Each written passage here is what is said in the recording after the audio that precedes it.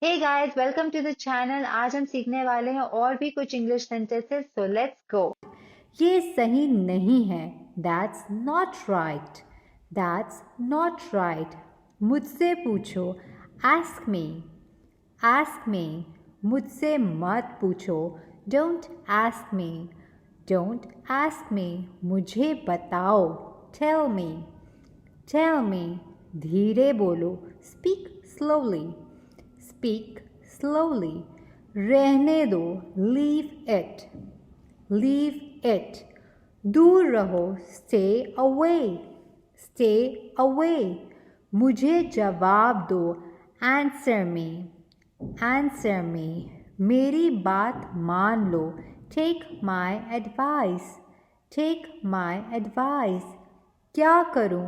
What to do? What to do? क्यों करूं? Why to do? Why to do? कैसे करूं? How to do? How to do? क्या बोलूं? What to speak? What to speak?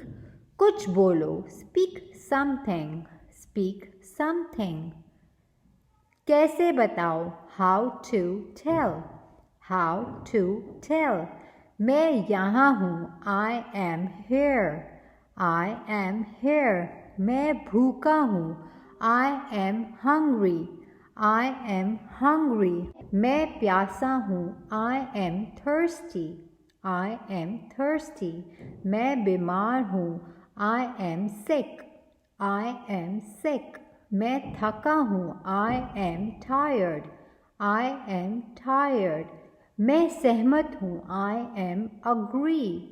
I am agree. मैं गुस्सा हूँ. I am angry.